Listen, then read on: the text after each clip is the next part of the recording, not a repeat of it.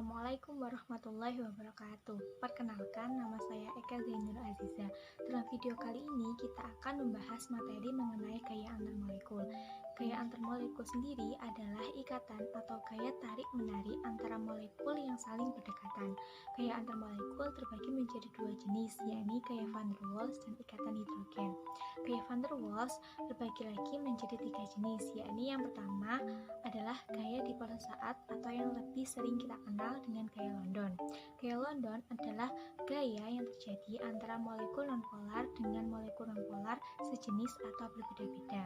Gaya London dapat digambarkan seperti gambar di samping. Gaya London sering kali ditemukan terjadi antara atom-atom gas mulia. Salah satu gas mulia yang sering kita dengar adalah helium, salah satu penyusun dari matahari, yang mana matahari merupakan benda langit paling besar dalam tata surya. Dalam Al-Quran telah dijelaskan tentang proses penciptaan alam semesta dan segala yang ada di dalamnya termasuk matahari. Dalam surat Fussilat ayat 9-12, Allah menjelaskan bahwa dalam proses penciptaan alam semesta terdiri dari dua tahap. Pertama, alam semesta diciptakan dalam bentuk asap atau dukhan. Kedua, terpecahnya asap menjadi berbagai benda-benda langit. Penjelasan ini sama dengan yang diakui oleh kebanyakan pakar astrofisika, yakni teori ledakan besar. Menurut teori ini, puluhan atau mungkin ratusan miliaran tahun silam, terdapat sebuah tumpukan gas yang terdiri dari hidrogen dan helium yang berotasi perlahan-lahan, yang kemudian pecah dan membentuk benda-benda langit yang kita kenal dengan galaksi. Pada tahap kedua, galaksi pecah dan menjadi bermiliaran bintang, salah satunya adalah matahari. Dan setiap gas yang pecah sebagai tahap ketiga membentuk planet-planet yang mengelilingi matahari dengan rotasi sedemikian rupa sehingga tidak ada tabrakan antara satu dengan yang lain. Gaya van der Waals yang kedua adalah gaya dipol-dipol induksian. Gaya yang terjadi apabila molekul polar dan molekul nonpolar berada pada jarak tertentu. Molekul polar dapat menginduksi molekul nonpolar sehingga pada molekul nonpolar tersebut terjadi dipol induksian. Assalamualaikum warahmatullahi wabarakatuh. Saya Ayu Permata Aristaria. Di sini saya akan menjelaskan mengenai salah satu jenis gaya antar molekul, yaitu gaya dipol-dipol. Gaya dipol-dipol timbul karena adanya dispersi elektron yang tidak merata dalam suatu molekul. Gaya dipol-dipol terjadi pada molekul-molekul polar. Molekul polar memiliki distribusi atau kerapatan elektron yang tidak merata dalam suatu molekul, karena pada molekul polar memiliki perbedaan keelektronegatifan yang besar. Perbedaan keelektronegatifan ini menyebabkan suatu atom terpecah menjadi dua muatan. Yang pertama memiliki ujung dengan muatan positif dan yang kedua memiliki ujung dengan muatan yang negatif. Dalam hal ini terdapat kecenderungan bahwa suatu atom dengan ujung positif akan berikatan dengan suatu atom yang mempunyai ujung negatif dan akan menyebabkan gaya tarik-menarik. Gaya tarik-menarik inilah yang disebut dengan gaya tarik dipol-dipol. Dalam suatu interaksi gaya dipol-dipol terdapat suatu contoh, yaitu pada asam klorida atau HCl, di mana atom H memiliki muatan positif dan atom Cl memiliki muatan yang negatif. Maka keduanya akan saling tarik-menarik dan membentuk sebuah ikatan. Berbicara mengenai ikatan, di dalam Islam telah disebutkan bahwa sering dikenal dengan ukhuwah Islamiyah, yang mana dimaksud di sini adalah ikatan dalam tali persaudaraan, ikatan dalam tali kekeluargaan, ikatan antara hubungan hati dan jiwa antara individu satu dengan individu yang lainnya. Selain dijelaskan dalam Islam, Al-Quran juga sudah dijelaskan di dalam Al-Quran, yaitu pada surat Al-Anfal ayat 63 yang berbunyi, A'udzu billahi minasyaitonir rajim. Bismillahirrahmanirrahim.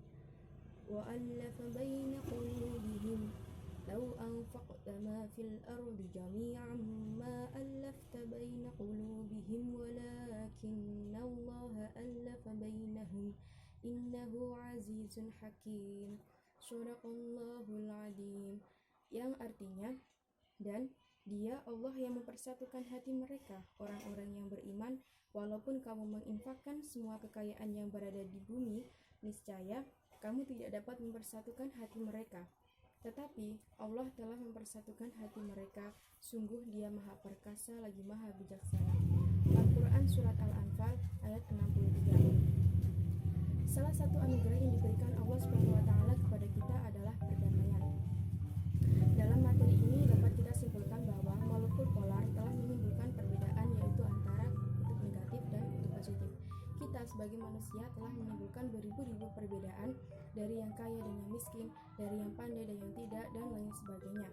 Maka dari itu tetaplah jaga tali persaudaraan dengan memperkuat ikatan. Dan yang terakhir adalah ikatan hidrogen.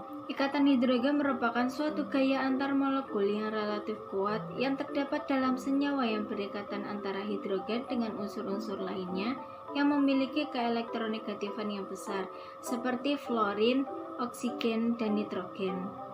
Bisa dilihat pada gambar di samping, selain H2O, HF, dan NH3, titik didih yang ditunjukkan mengikuti aturan yang seharusnya, di mana semakin besar massa molekul, maka semakin tinggi titik didih suatu senyawa, karena semakin kuat gaya dispersinya.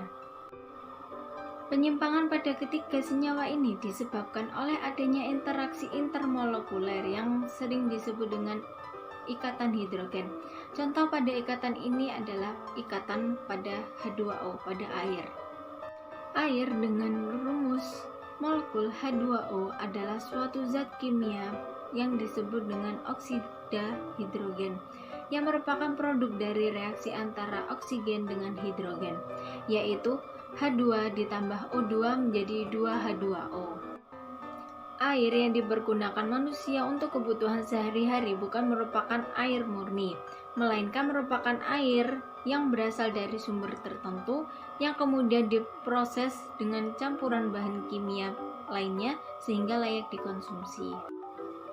Air minum juga bukan merupakan air murni, melainkan selalu mengandung sedikit gas, misalnya gas oksigen dan karbon dioksida, dan mineral-mineral lainnya yang dibutuhkan oleh tubuh. Secara normal, air yang digunakan untuk kebutuhan manusia sehari-hari umumnya tidak berasa, tidak berwarna, dan tidak berbau, kecuali air laut. Air yang mempunyai rasa biasanya mengandung garam-garam yang terlarut. Dalam kondisi tersebut terjadi pelarutan ion-ion logam yang dapat merubah ion hidrogen yang terdapat dalam air, dan selanjutnya pH-nya juga akan berubah. Dalam Al-Quran juga telah dijelaskan manfaat air dalam kehidupan ini yang terdapat dalam surat An-Naml ayat 60 yang berbunyi, A'udzu billahi minasyaitonir rajim. Bismillahirrahmanirrahim. Amman khalaqas samawati wal arda wa anzala lakum minas sama' wa anzala lakum minas sama'i ma'an fa'ambatna bih hadaiqa dzata bahjatin ma kana lakum antum bitu maka nalakum antum bitu syajaruha ailahum ma'allah balahum qaumun ya'dilun. Shadaqallahul adzim. Yang artinya, atau siapakah yang telah menciptakan langit dan bumi dan menurunkan air untukmu dari langit, lalu kami tumbuhkan dengan air itu kebun-kebun yang berpemandangan indah, yang kamu sekali-kali tidak mampu menumbuhkan pohon-pohonnya? Apakah di samping Allah ada Tuhan yang lain? Bahkan mereka adalah orang-orang yang menyimpang dari kebenarannya. Ayat di atas menjelaskan tentang manfaat air dalam kehidupan sehari-hari. Dari penjelasan di atas dapat disimpulkan bahwa air merupakan persenyawaan kimia yang paling sederhana yang terdiri atas 2 atom hidrogen dan 1 atom oksigen yang saling berikatan. Atom hidrogen terikat pada suatu oksigen secara asimetris. Hidrogen merupakan suatu unsur kimia yang paling reaktif. Atomnya dapat membentuk ikatan kovalen dengan penggunaan elektron secara bersamaan. Assalamualaikum warahmatullahi wabarakatuh. Selamat pagi semuanya. hari ini kita akan belajar tentang gaya antar molekul. Nah, sebelum kita belajar, alangkah baiknya kita semua membaca Bismillahirrahmanirrahim untuk memulai kegiatan pembelajaran ini. Bismillahirrahmanirrahim. Dan semoga kalian semua yang berada di rumah selalu diberikan kesehatan. Amin. Jadi pada hari ini Bapak akan membahas tentang gaya antar molekul ya. Jadi gaya antar molekul itu apa sih? Yang kalian ketahui dari gaya antar molekul ini apa? Jadi gaya antar molekul adalah gaya tarik menarik antara molekul dengan molekul lainnya. Nah, seperti itu. Nah, gaya antar molekul ini berbeda dengan ikatan kimia ya. Jadi yang kalian perlu tahu itu berbeda. Jika di dalam gaya antar molekul ini terjadinya gaya tarik menarik antara molekul dengan molekul, sedangkan jika ikatan kimia terjadinya gaya tarik menarik antara atom dalam membentuk sebuah molekul gitu ya. Jadi kalian di sini sudah bisa membedakan ya antara gaya antar molekul dengan gaya ikatan kimia, oke? Dalam gaya antar molekul itu ada 4 gaya. Nah, kita akan membahas nih satu-satu. Dari mulai kita akan membahas yang namanya gaya London. Gaya London adalah gaya tarik menarik antara molekul nonpolar dengan molekul nonpolar. Bisa sejenis ataupun berbeda-beda. Jadi gaya London ini bisa terjadi juga dengan antara molekul nonpolar dengan molekul polar. Jadi bisa terjadi juga. Jadi bisa sejenis ataupun berbeda-beda. Nah, di dalam gaya London sendiri terjadi pada setiap interaksi antara molekul-molekul yang membentuk ikatan hidrogen. Gaya London ini juga membahas tentang yang namanya helium. Nah, helium ini kan adalah salah satu unsur penyusun matahari. Yang kalian tahu adalah matahari itu pusat dari tata surya. Jadi gaya London ini juga sudah ada contohnya dalam pembentukan alam semesta seperti itu atau tata surya. Oke, yang kedua kita akan masuk kepada gaya dipol-dipol. Nah, gaya dipol-dipol ini lebih condong pada molekul polar. Kenapa molekul polar? Dikarenakan pada molekul polar terdapat distribusi atau kerapatan elektron yang tidak merata. Keadaan ini dikarenakan ketidakmerataan keelektron-negatifan yang besar. Maka gaya dipol-dipol ini terjadi pada molekul polar. Jadi bisa disimpulkan bahwasanya gaya dipol-dipol itu terjadinya pada molekul polar ya. Masuk yang ketiga yaitu gaya dipol-dipol induksian. Gaya dipol-dipol induksian ini terjadi ketika molekul polar dan non-polar itu berada pada jarak tertentu.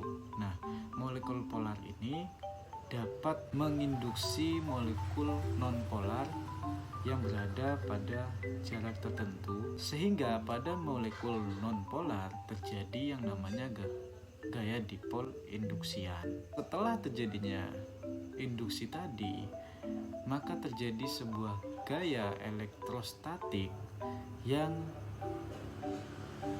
disebut sebagai gaya dipol-dipol induksian.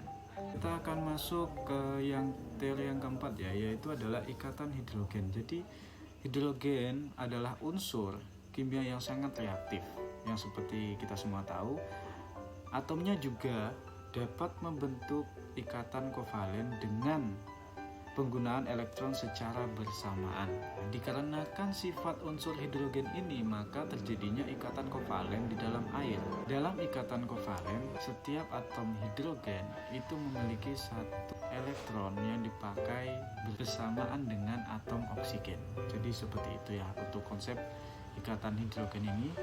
Kesimpulannya pada hari ini materi yang kita bahas adalah gaya antar molekul ini adalah gaya tarik-menarik antara molekul dengan molekul. Bisa sejenis atau berbeda. Jadi bisa non-polar dengan polar. Mungkin itu saja yang Bapak bisa isi untuk materi hari ini. Kurang lebihnya Bapak minta maaf. Wassalamualaikum warahmatullahi wabarakatuh.